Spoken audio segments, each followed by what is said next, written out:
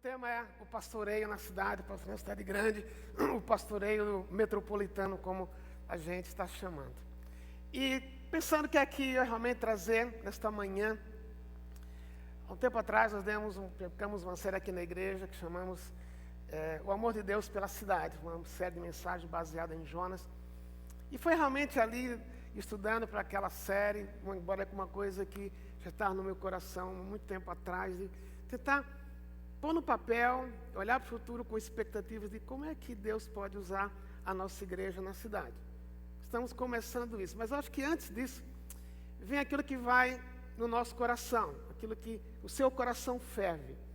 E nesse aspecto, Deus tem feito o meu coração ferver, por isso que eu vou falar nessa ferver. Por isso que eu vou falar nessa manhã, tem muito a ver mais com aquilo que eu estou aprendendo pessoalmente. E pensando em Jonas, eu queria falar, quando Deus olha para Jonas e manda Jonas ir para Nínive, uma das coisas que mais me atrai nesse livro é ver como Deus olhou para Nínive, no Antigo Testamento, trazendo um novo foco para a nação.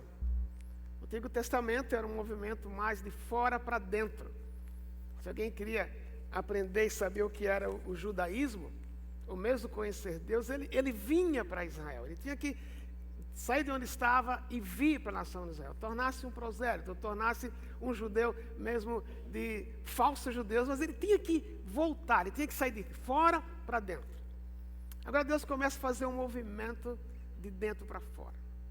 Deus faz Jonas olhar para fora, olhar além dos limites de Israel. Mas Deus poderia ter mandado Jonas para uma cidade ainda, Deus poderia ter pensado, bom, é a primeira viagem missionária dele, é a primeira vez que se olha para fora, vamos mandar para uma cidadezinha pequena, sem muita expressão. Mas que cidade Deus escolheu?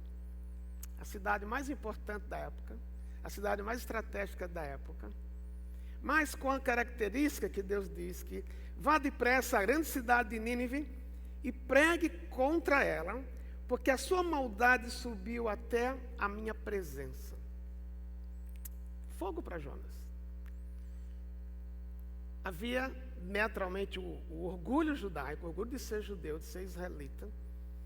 Havia também, eu imagino, um pouco daquela experiência de como profeta, ele falou para o rei de Israel, Jeroboão II, que o reino se expanderia, acertou, Deus fez o reino expandir-se. Mas agora Jonas tinha que ir para uma zona totalmente fora do controle dele. Não era mais sua zona de conforto. Mas pior do que isso, era uma cidade que era ameaça para Israel. Ele sabia que se Israel brincasse, ia acontecer muito tempo mais tarde, a cidade poderia ser destruída pelos ninivitas. A nação poderia ser destruída pelos ninivitas. Mas pior ainda, Deus disse que era uma nação imoral, cheia de maldade. Alguns detalhes interessantes sobre Nínive, que em toda a história da humanidade não existe nenhum povo, em toda a história não existiu nenhum povo mais cruel do que os ninivitas.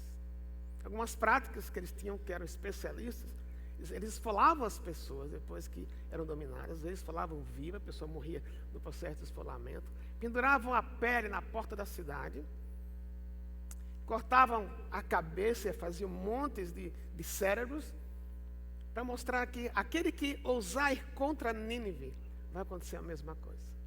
Foi eles que desenvolveram a técnica do empalamento. Quando pegavam os prisioneiros, eles colocavam uma estaca que não tinha ponta, a partir da zona do ânus até a boca, e colocavam essas pessoas com essa maldade na porta da cidade. É interessante que então, Deus manda Jonas para esse contexto. O povo mais rebelde, o povo mais corrupto, o povo hedonista. Para eles o prazer, o hedonismo do ninivita não era sexo, não era poder, mas era violência. Era o que dava para eles o gosto de viver. Somos um povo violento e um povo corrupto. Essa é a cara de Nínive. Agora é interessante porque Deus olha para a cidade com esse olhar, embora que a palavra graça não apareça em Jonas, mas é o olhar da graça. É o povo que na época menos merecia ser alcançado, ser perdoado, ser transformado, mas é o povo que Deus olha. Agora, quando você pensa em Nínive, compara com São Paulo, por exemplo, Tem muita diferença. Claro que aqui não se esfola ninguém, pelo menos não está na mídia, mas se esfola. Não se empala ninguém, pelo menos não se ouve falar.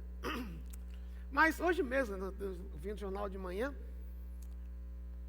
no mês passado, o número de roubos em São Paulo cresceu, roubos e homicídios subiu 27%. Jornais de hoje. Nos últimos 9 anos, a taxa de estupro em São Paulo subiu mais de 200%. Talvez na tela apareça com mais detalhes. A corrupção do governo. Agora, se a gente pensa que violência é só o que Nínive fez, claro, não é só isso. Mas nós vivemos numa cidade, você mora em São Paulo, você mora no Rio, no Recife, João Pessoa, onde mora o Sérgio. Em termos de coisas que a gente não vê, é semelhante. O bairro do Morumbi e o bairro de Aldeota, em Fortaleza, são os bairros campeões no Brasil em suicídio não divulgado entre a classe média e a classe média alta. Está aqui, ao redor da nossa igreja. Então, como é que a gente olha para essa situação? Então, estamos comparando com Nínive, mas da mesma forma São Paulo é violenta, corrupta, hedonista. Por isso que Deus nos colocou numa cidade grande. Agora, por outro lado, a cidade grande também, ela tem, por ser grande, ela oferece muitas oportunidades, que numa cidade pequena não existem. A cidade grande, alguém já disse que numa cidade pequena você alcança um advogado. Que bom, alcançou, que ele não pode ser conhecido na cidade. Mas na cidade grande você pode alcançar a OAB. Você pode influenciar que novas leis a parte da Assembleia Legislativa sejam criadas para que a cidade viva melhor, ou o Estado viva melhor.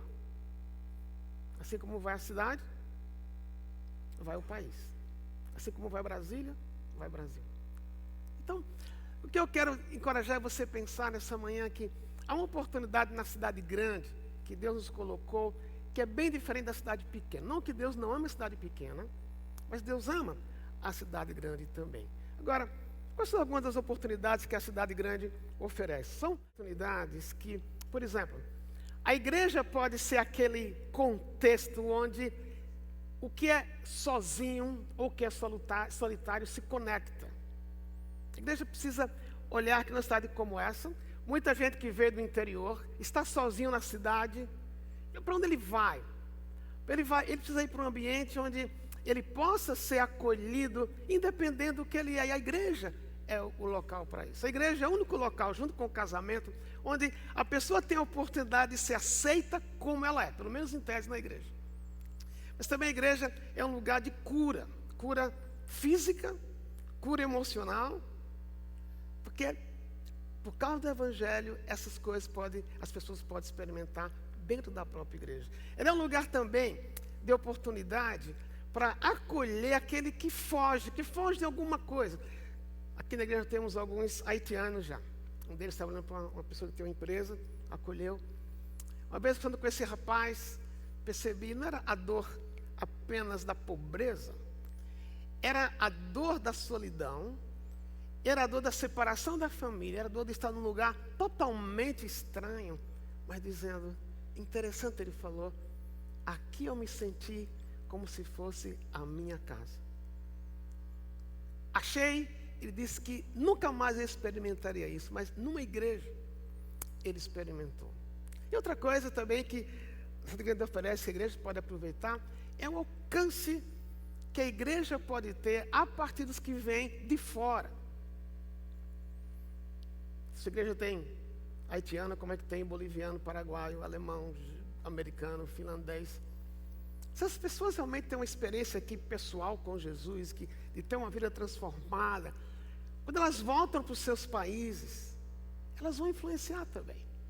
Então, nós da igreja, a gente tem essa oportunidade, sem ser uma igreja também que está enviando missionários para o mundo inteiro, mas aproveitando essas pessoas que vêm de fora, conhecerem Jesus. Aqui tem uma padaria aqui perto. Toda manhã eu compro pão lá. E é interessante, naquela padaria, o seu bairro aqui mais próximo lá da escola americana, é por causa disso também, Ali você ouve pessoas falando alemão, inglês, francês, italiano, espanhol, pernambuquês, cearense, baiês. É interessante como num lugar pequeno, na padaria de manhãzinha, você tem a oportunidade de... Ali era como se fosse a ONU ali de manhã. E fico pensando, Deus, o Senhor nos colocou aqui também nesse lugar, para com essas pessoas que ficam aqui talvez 3 anos, 5 anos. De modo, se elas conhecerem Jesus aqui, elas voltam para os seus países, elas vão ter um ministério que nunca imaginariam que vieram para cá, talvez primariamente para conhecer Jesus. Agora, essa manhã, nós só mais falar qual é o meu papel como pastor, ou como líder de uma igreja, ou líder de um ministério, sou seu pastor. Como é que a gente lida com essa oportunidade que a cidade grande deu? Voltando para Jonas, eu tenho que imaginar que para chegar na cidade eu preciso ter o coração que Deus tem. Olhar para a cidade como Deus olha. Mas falar para a cidade como Deus olha, é interessante tentar entender como é que é a pessoa que vive numa cidade grande. Quais são os traços dela? E aqui eu coloquei na tela algumas características dessas pessoas. A primeira delas naturalmente, ele é muito individualista. E tem um traço desse aspecto individual interessante, porque o que está na cidade grande, especialmente se ele veio de um contexto mais simples ou veio do interior, ele chega na cidade e é impactado não somente pelo tamanho, mas pela cultura. E ele entende o quê? Para eu sobreviver aqui, sou eu e eu mesmo. Todo mundo é contra mim. Então eu preciso ser forte para aguentar a pressão da cidade. Mas ao mesmo tempo, ele é uma pessoa que é desenraizada e imediatista. Eu suponho que na sua igreja deve acontecer o mesmo fenômeno, de que você percebe durante os cultos que tem muita gente nova chegando, mas ao mesmo tempo tem muita gente que não está aqui. Daqui a um tempo essas pessoas voltam, há uma alta rotatividade. Eu suponho aqui em São Paulo, então tem um giro entre Morumbi e Água Branca, a igreja do Gondim, agora a igreja presbiteriana aqui de Pinheiros também está entrando nesse ciclo, né? E outras igrejas alternativas, no bom sentido, não no mau sentido. E o que é que acontece? Junto com a ideia eles são desenraizados, por quê? Porque eles são imediatistas, querem que a vida deles, em geral, alguma coisa mude aqui de manhã no Morumbi, mas não está mudando. Não me aguentam muito falar, então vão à noite na outra igreja, no domingo vão no outro, aí cansou do outro, vem para cá. É esse traço na cidade grande que acontece, que é bem diferente de uma cidade menor, porque eles querem soluções mais rápidas para as suas vidas. Mas também esse rapaz, essa moça, rapaz de cidade grande, o homem e a mulher, eles são moralmente situacional. O que eu estou dizendo com isso? A moralidade dele depende do momento. Se para ele chegar num certo nível na empresa, ele precisa associar-se com uma pessoa que ele não gosta para chegar onde ele quer, ele vai fazer sem muito escrúpulo. Porque ao mesmo tempo ele está pensando nele mesmo e ele também é hedonista. Que vive para o prazer. Seja o prazer sexual, seja o prazer de dinheiro. Então, as alianças que ele faz, o que ela faz, tem a ver com o que é que eu vou ganhar com isto. Se a minha amizade com você traz benefício para mim, eu vou ser seu amigo, senão eu vou olhar você como meu inimigo e eu quero passar por cima de você. Eu estava na reunião com algumas pessoas e tinha uma pessoa que estava aqui há pouco tempo. Ele falou assim para mim: eu admiro a sua igreja, eu gosto da sua igreja. Eu falei assim: acho que ele vai dizer que ele gosta de mim como pastor. Estou brincando, não achei que ele ia dizer isso. Mas eu falei: mas o que é que faz você gostar da igreja? Ah, pastor, ali tem um network fantástico. Eu estou conseguindo fazer alguns negócios que eu nunca podia ter feito antes. Quer dizer, ele não falou que veio aqui porque Jesus estava transformando a vida dele, mas era bom para ele ter algum benefício, e daqui a pouco ele já gastar esse network aqui, ele vai para outro lugar. Essa é a cabeça do metropolitano. Agora, ao mesmo tempo, ele é ansioso. Agora estou pensando no pessoal mais velho, em que a ansiedade de crescer na empresa, não está nada errado. Mas os processos é que são delicados. Ele é ansioso não somente para crescer na empresa, mas ele é ansioso até para manter a sua carreira. Então, para não perder a carreira, ele faz aliança, como já mencionei. Uma pesquisa da Organização Mundial da Saúde, depois da Copa do Mundo em São Paulo, saiu em novembro. Eles afirmam que nessa pesquisa que 21% da população de São Paulo tem síndromes de ansiedade variadas. 18% sofre de enxaqueca quase que crônica, por causa do que a cidade causa nessas pessoas. Mas ele é ansioso também, porque não somente por causa da família, quer mandar os filhos para a Disney em janeiro, ele quer mandar os filhos para um intercâmbio bem mais caro mais tarde, quer mandar os filhos para o exterior para fazer uma pós-graduação. Isso gera eu tenho que trabalhar uma causa, porque eu vou falar sobre essa causa, que não o satisfaz, e por causa disso vem uma depressão. Por não conseguir. De certa forma, somente aqui, nos nossos cultos, em parte é essa audiência que eu tenho. Mas é outra coisa, que na cidade é muito comum. De certa forma, todo mundo tem a sua espiritualidade. As sextas-feiras até aqui eu temos ido num grupo de apoio, em que tem gente de todos os níveis socioeconômicos, gente rica, gente pobre, gente de classe média, gente quebrada, gente meia quebrada. E é interessante que ali tem shintoísta, budista, muçulmano, batista, presbiteriano, gente do candomblé. E todo mundo fala do seu poder superior. Todo mundo não é espiritual. Em parte por quê? O desespero, a dor, fez com que eles reconhecessem que eu preciso de alguma coisa na qual me agarrar. O nome que eles dão é variado. Mas, em última análise, é uma sensação de que eu tenho uma ligação com o ser superior. Agora, como igreja, como é que a gente vai trabalhar isso? E meu alvo agora nesse próximo bloco não é exatamente falar tanto como igreja, mas pensando na gente, como é que a gente age no meio desse grupo? Pensando que quando Deus mandou Jonas para Nínive, certamente Deus queria que Jonas refletisse para Nínive o próprio Deus, aquilo que Deus, como que Deus é. Então, esse é o quadro do metropolitano. Mas e agora como é que a gente como pastor age?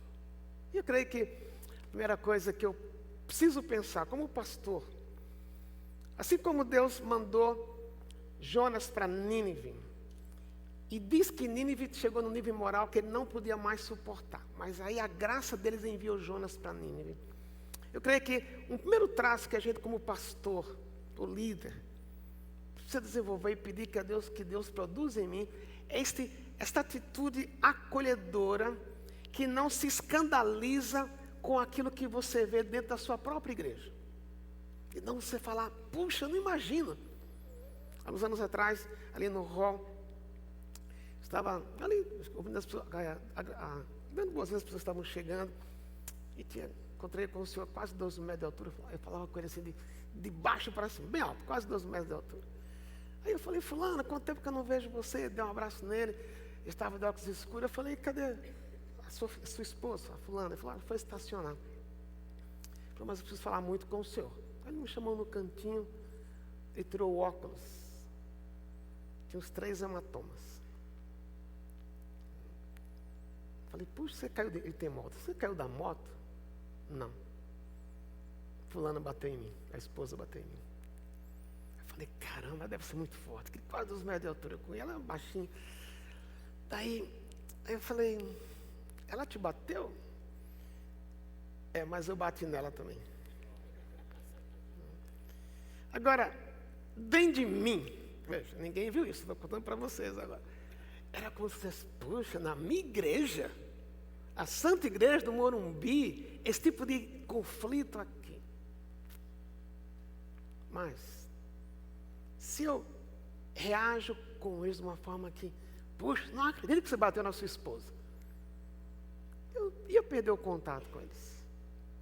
Depois que ela chegou, aí eu lembro que ela falou assim, ela ficou sem graça. Ela falou assim, o senhor já soube, né? Aí eu falei, já, eu não quero nem, eu estou com medo de falar com você agora, se vocês são mesmo comigo. Depois do culto conversamos, fizemos alguns encontros, caminhei para uma ajuda mais profissional. Estão bem hoje, graças a Deus. Mas eu nunca vou esquecer, porque para mim foi um susto. Não é? E a tendência era, não acredito. Primeiro divórcio que eu lidei aqui na igreja. Eu tinha vindo de onde eu estava, no seminário, onde lá eu tinha todo o poder, eu mandava nos alunos, eu tinha o poder da nota. Aluno que não gostava fazia repetir de ano, não fazia isso. Mas resolvia tudo na lousa, no quadro negro naquela época. O primeiro divórcio que eu tive que lidar aqui na igreja. E eu tinha um colega, que até hoje ele faz assim. Na minha igreja não tem divórcio. Bate no peito, exatamente. Cada vez que ele falava isso, eu falei, caramba, essa igreja deve ser fantástica. Não tem divórcio. Aí eu chego aqui, primeiro caso que não caso de divórcio. Alguns anos depois, almocei com alguém daquela igreja, e conversando com uma igreja aí, aí eu falei, eu tenho uma imagem tão boa da sua igreja, eu sei que lá não tem divórcio. Aí a pessoa falou assim, realmente não tem, pastor, porque quem vai divorciar se vai embora, não fica na igreja. Agora, numa cidade como São Paulo,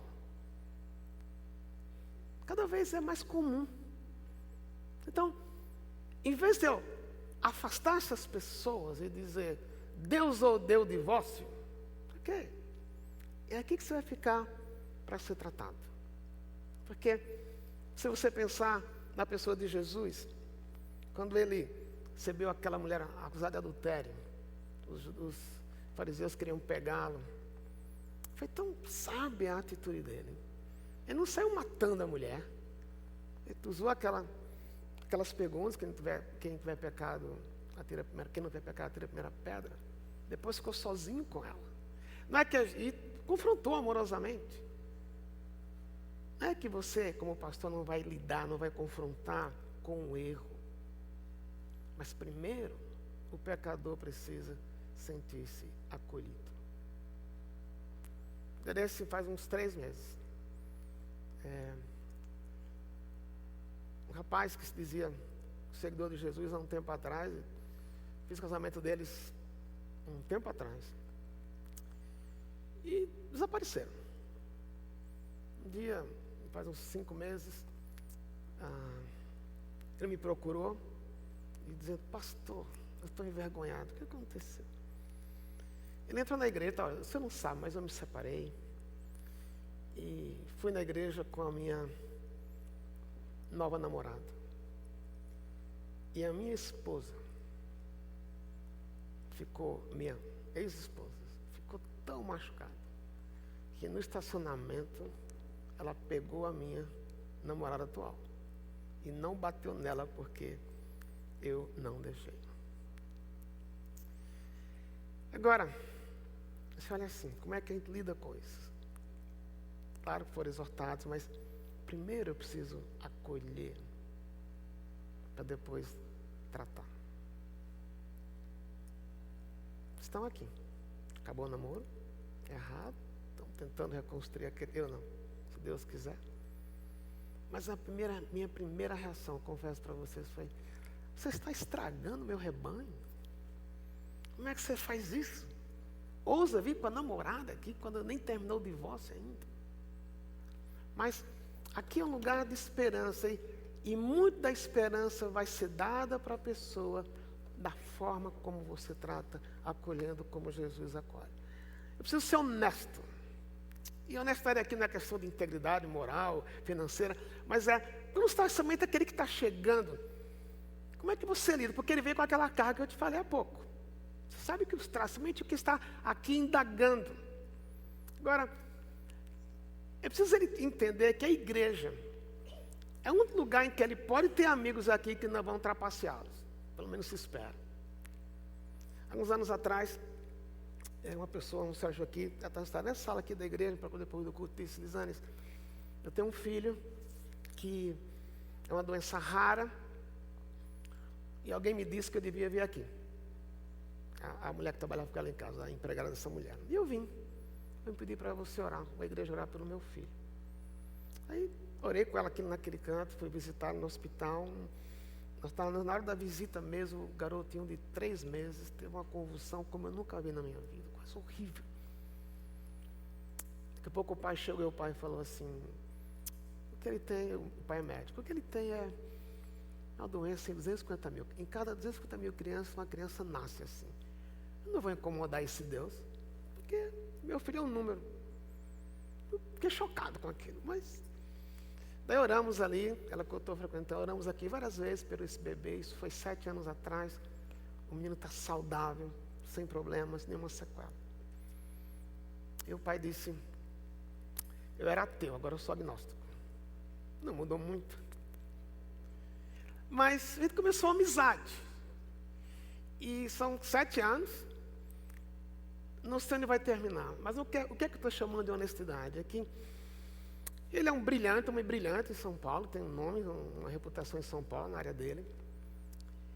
E às vezes, cada vez que eu vou conversar com ele, eu fico pensando, Deus, me ajude aqui. Eu nem sei conversar com esse cara, muito inteligente, acima da minha capacidade. Mas ao mesmo tempo, fico pensando que se ele não conhecer Jesus, ele vai ser um inferno, como já é. Agora, um dia ele falou uma coisa para mim que me marcou, por isso estou chamando de honestidade. Ele falou assim, sabe, a gente está amigo já faz uns 4 anos. Ele disse, você nunca me forçou a querer ir na sua igreja. Você nunca chegou aqui com Bíblia, dizendo que eu tenho que me converter, que eu estou cansado de ver isso. E eu nem tinha atinado para isso. O que é que eu percebi?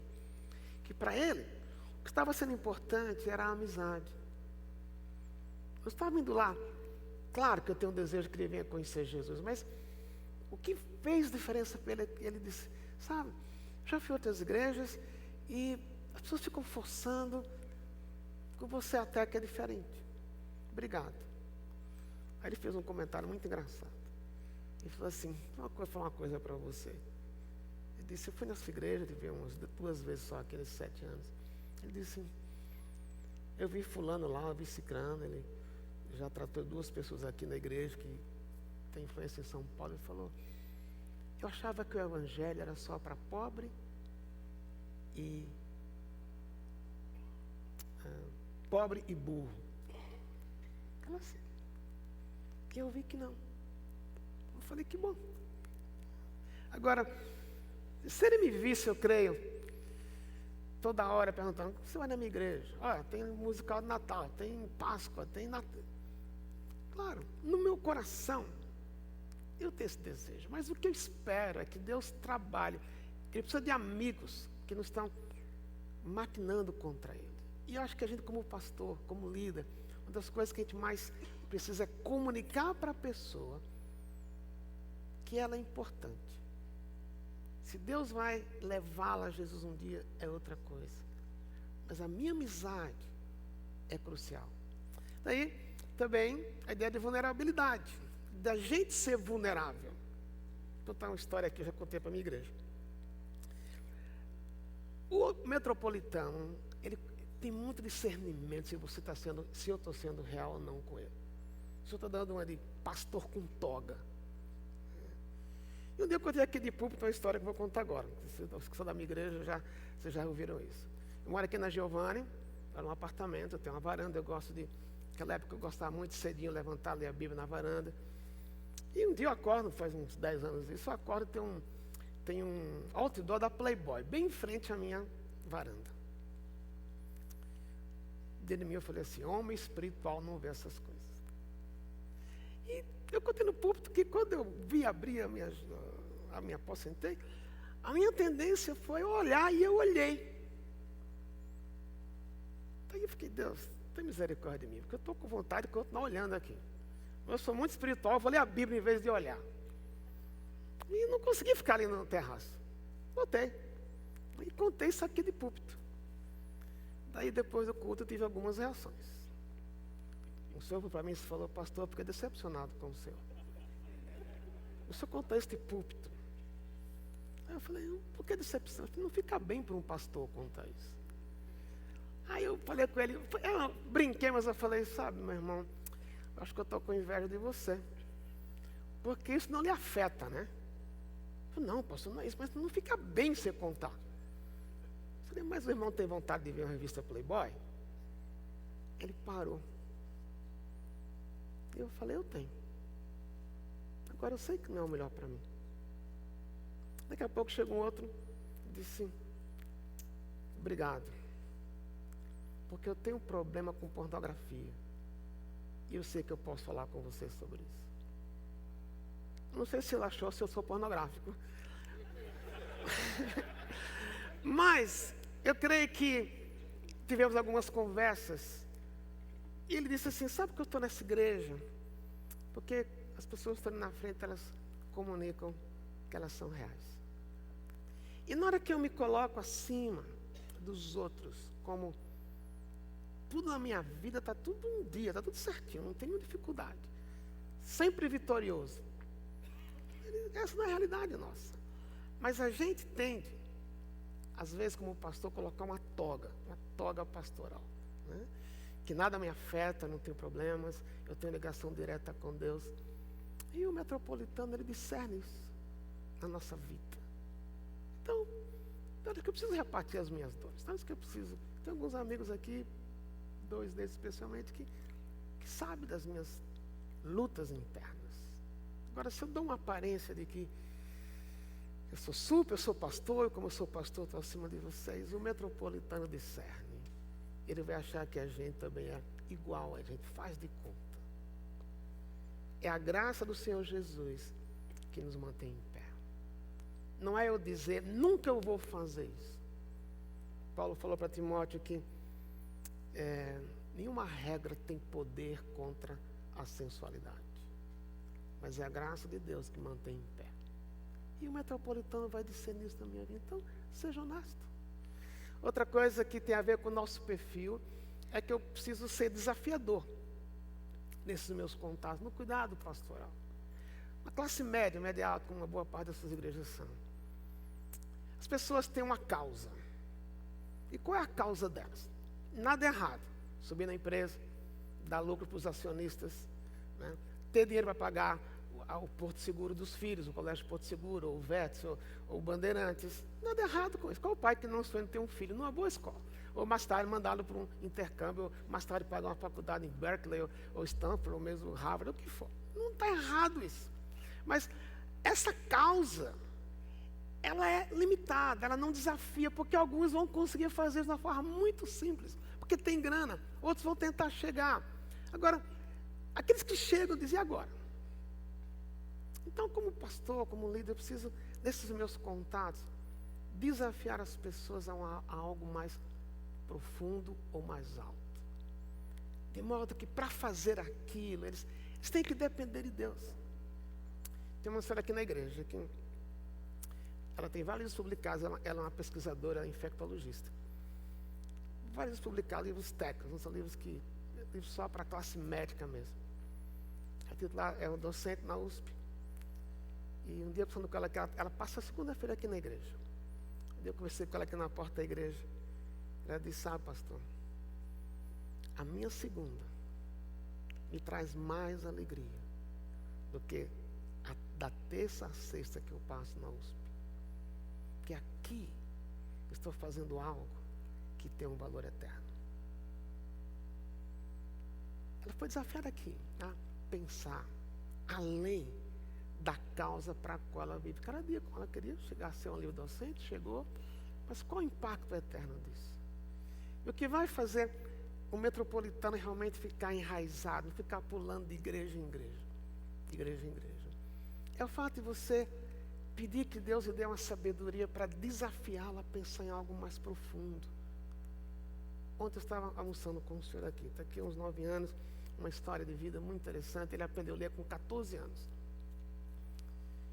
Veio para São Paulo, daí fez supletivo, foi para a faculdade, foi diretor de uma empresa multinacional aqui no Brasil, muito grande. A empresa foi comprada por outro grupo, e quando ele viu que os valores eram diferentes do que ele tinha aprendido aqui na igreja, ele disse, estou fora. tinha grana, ficou 6 meses nos Estados Unidos, levou a família para um curso de 1 ano. Voltou, montou sua própria empresa. Quando ele falou, minha vida está sem sentido. Eu preciso de algo mais profundo. Como você pode me ajudar? Eu olhei para ele e falei, puxa vida, esse cara tem uma história de vida fantástica. Mas chegou onde ele queria. Mas ele disse, falta algo. Eu quero viver acima. Eu preciso que você ore comigo. Eu preciso descobrir como Deus vai usar a minha vida agora. É isso que faz a pessoa descobrir um valor de vida e ela ficar enraizada no Evangelho de Deus. Quando ela percebe algo mais profundo que eu posso fazer. E aí o seu papel, meu papel de ajudar essas, não é que nós vamos fazer decisão por eles, mas é que Deus me use na vida dessas pessoas. Para que elas descubram que é algo mais profundo para o qual elas podem viver. Outra coisa é que, além de desafiar, eu preciso ajudá-la a engajar. Se aqui entra realmente muito papel pastoral, que é pensando nesse homem mesmo. No fim da conversa eu perguntei para ele, onde você está estudando a Bíblia? Eu vou aos cultos. Eu falei, é suficiente? Ele parou, não. Você tem razão, acho que eu preciso ir mais a fundo. Então, muito tempo eu pensei que o que segurava uma pessoa na igreja era a presença dela nos pequenos grupos. Isso faz sentido, é crucial. Quando alguém pergunta para mim quantas pessoas vão no Morumbi, eu pergunto, depende do qual parâmetro você quer saber. Se é hall de membros, é X. Se é no culto dos 3 cultos do domingo, é X. Mas também o que conta é quantos estão nos pequenos grupos. Mas eu percebi ao longo dos anos que não é só isso.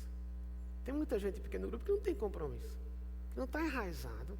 Mas eu creio que as duas coisas têm que andar junto. É o pequeno grupo com algum ministério pessoal dela. Agora não dá para que, nessa igreja, não falando aqui do tempo, na igreja do Morumbi, onde eu estou, imaginar que eu vou ter um trabalho voluntário para 3.000 pessoas, pelo menos. Não. As pessoas incutidas que, quando elas pisam na empresa na segunda-feira de manhã, ou na escola, não dão aula, no colégio, onde for, aqui é um lugar onde Deus vai me usar. Aqui é um lugar onde o reino pode expandir-se. Ao mesmo tempo, ela precisa de cuidado pastoral, precisa de ensino bíblico, precisa de envolvimento na igreja. Então, eu preciso ser engajador, tentar, onde eu vou ter essa pessoa achar-se dentro da igreja, em termos de preparo bíblico e de ministério pessoal. Mas tem a última coisa ali, que é o lado divino.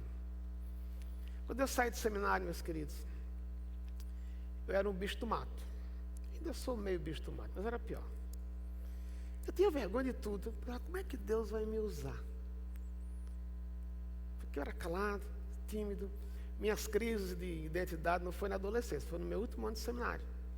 E as coisas vieram à tona, coisas que eu nunca tinha lidado.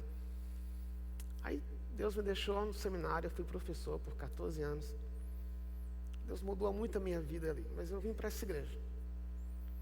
E eu lembro que eu cheguei aqui em janeiro de 93, em abril teve o chá das mulheres. E o Ari disse, vamos comigo. Aí eu vim aqui, umas 500 mulheres.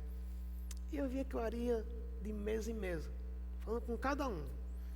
Aí eu ficava ali atrás, olhando. Aí o pastor dizendo, vem aqui, faz o que eu estou fazendo. Eu falei, fazer o que você está? Ir de mesa em mesa conversar com essas mulheres? Aí ele falou, você não é pastor? Eu falei, sou. Ele falou, então. Aí ele foi na frente e falou, ai meu Deus. E eu comecei, mas era como se estivesse falando, gente, era como se tivesse 10 mãos na minha mão, não sabia o que falar. O primeiro chá para mim foi um desastre. Agora, Deus me trouxe para cá. Eu comecei a aprender. Agora, não era somente aqui. Quero não, aqui dá uma certa visibilidade. Comecei a ter convite para jantar com alguém, comer com alguém. E comecei a ter contato com algumas pessoas difíceis. Que eu tinha que sair da minha zona de conforto. Dizer, não, Deus me pôs num papel, eu preciso depender dele para fazer. E o tempo foi passando, onde eu queria chegar é que, até hoje, ainda tenho dificuldades. Para subir aqui, todo domingo de manhã, estou nessas coisas aqui na frente. hora de pregar vai chegando, vou indo para a ponta da cadeira. Às vezes até que eu me puxo de volta. Bem, calma. Né? Que no desafio tremendo para eu subir aqui. Mas, tem algumas pessoas que eu estou aqui pregando, puxa, aquele cara eu não conheço. Comecei a fazer isso alguns anos atrás. Mas, alguns homens que eu dei tempo para eles, investi na vida deles. Um deles, vou usar duas ilustrações. Um deles é professor numa cidade grande aqui em São Paulo. Estava aqui um domingo de manhã, o culto das 9, não tem muita gente. Eu vi, nunca tinha visto, fui atrás dele, peguei o nome dele. E depois de 3 semanas ele desapareceu, nunca mais eu vi. Eu sabia que ele dava aula em tal lugar, numa certa universidade.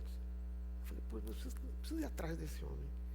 Liguei para lá e falei, eu preciso falar com o professor fulano. Ela falou, a moça ligou, vou transferir o senhor. Quando a pessoa me atendeu, eu falei, quero falar com o professor fulano. Falou, tem 3 pessoas com esse nome. Com quem o senhor quer falar? Eu falei, estou perdido agora. Aí eu falei assim, olha, ele é assim, deu a altura dele, mais ou menos o peso. Ela falou, não estou entendendo, mas vou mandar para um, que se não for aqui, eu só vai para outro. Ela mandou, não era. Aí eu falei assim, olha, a secretária, ele é assim, então é fulano. Aí passou para fulano. Falei com ele, fulano, tempo que eu não te vi, como é que você lembrou de mim?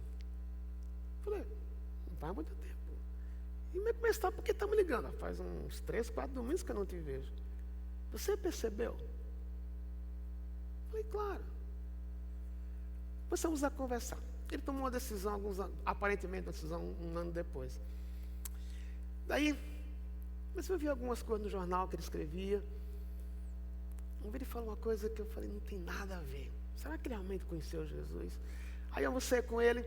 Ele falou, Lisânias, eu estive lá em Goiânia, nesse médico lá tem em Goiânia, acho que é Goiânia, que faz operação aqui nem Chico Xavier. Eu estive lá, lembrei tanto de você. Você devia ir lá. Eu falei, cara, olha, era uma energia que você não imagina. Eu falei, meu Deus. Eu fiquei assim pensando, o que é que eu falo agora? Aí o almoço estava acabando, eu falei, meu amigo, amo muito você. Vou falar uma coisa para você. Ele tem a cabeça pós-moderna. Você é pós-moderno, acho que eu sou moderno ainda. Eu tenho que fazer uma pergunta para você. Você chegou nesse nível, você está nessa faculdade, você é professor de ponta lá, mas se você morrer amanhã, onde você vai? Ele deu 10 respostas, nenhuma coerente. Dentro de mim eu falei, Deus, tanto tempo. Faz uns 6 meses que eu não venho à igreja. Acho que eu machuquei. O Evangelho, ele vai machucar alguns e vai trazer outros. Também tem uma coisa positiva. Também um semelhante a esse homem, um metropolitano típico, cheio de grana, de fama. Uns 4 anos conversando, ele se diz crente, super inteligente, mas também com as atitudes eu falei, Deus, me ajude aqui. Se eu for por um caminho apologético, não é minha área, mas eu preciso do Senhor. Você ter com ele um dia aqui, uma manara. Aí falei, fulano, amo muito você. Faz uns 3 anos que a gente anda junto. Eu tenho uma preocupação tão grande. Se você morrer hoje, onde você vai? Ele deu uma resposta, nada a ver. Eu falei, posso explicar? Eu peguei o guardanapo lá, feliz com Ari. Expliquei o plano de salvação. Ele disse, eu nunca tinha entendido dessa forma. Eu quero Jesus. Por que eu estou dizendo isso? Porque quando eu olho para trás, 21 anos atrás, eu cheguei aqui. Eu nunca teria feito isso. Ou por medo, por vergonha, quem sou eu? Mas ao longo do tempo, Deus produz na gente uma compreensão que o poder não está no pastor. O poder é do Evangelho que transforma. Esse homem que usa porque eu te contei. As primeiras coisas que ele fez, ele disse, eu entendi algumas coisas na igreja hoje que eu nunca tinha entendido antes. A primeira coisa que eu vou fazer, eu tenho somente 3/4 dos meus funcionários registrados. Eu vou completar. O Evangelho. Agora, talvez você seja um evangelista nato. eu não sou. Para transformar uma conversa sobre São Paulo, Coríntios, assim, numa evangelística, gente, para mim é muito difícil. Vou ter que dizer, Deus, me ajude. Porque eu não sei fazer, mas o Senhor faz. Eu queria terminar voltando para Jonas. No fim do capítulo 4, quando Jonas e Deus têm aquela conversa, 5 minutos, Deus fala para Jonas, você ficou preocupado, você ficou irritado com a árvore que eu matei. Será que eu não tenho o direito de ter compaixão por 120 mil pessoas que não sabem discernir a mão direita da mão esquerda, em uma cidade que tem muito gado? Fico pensando na gente como igreja. Eu acho que pensando na cidade grande, o que Deus pode dar para você e para mim é essa compaixão, que talvez não seja natural para a gente, mas eu posso pedir. Uma coisa também que me atrai nessa conversa de Deus, a última conversa dele com Jonas, é que ele fala do gado da cidade. Naquela época, uma cidade era medida se ela era rica ou pobre pelo tamanho do seu gado. O que é que eu estou entendendo ali? É que Deus olha para a cidade, não somente para as pessoas, mas para a própria economia da cidade. Deus vê o que a cidade precisa. Agora, se você olhar para essas fotos, se você olhar para essas fotos, acabou a minha pilha. Essas fotos elas não são meras ilustrações, elas têm uma razão de estar ali. A primeira da esquerda eu pensei ali na nova geração. A igreja ter a compaixão pela nova geração, que cresce num ambiente hostil, hedonista, imediatista, um ambiente em que ele é o eu, ele é o rei. Como é que a gente chega neles? Ali tem então uma foto, aquela foto de um filme, eu acho que não está no Brasil ainda, a família moderna. Família moderna que tem marido bissexual, que tem um casal de homossexuais que tem uma criança, que tem filhos e um filho dependente químico, a típica família da cidade grande. Eu creio que, firmemente, uma das formas que a gente está no bairro do Morumbi é através das famílias. Ali, o pobre, aqui eu coloquei o Eike Batista em contraste com o pobre, simplesmente como ilustração. Aqui a gente costuma usar uma frase que nós queremos ser uma igreja que alcance os dois lados do Morumbi, a Vila Andrade e o Panambi, como ilustração. 20 anos atrás, ninguém subia esse morro a pé, só de carro. Hoje temos famílias que sobem a pé.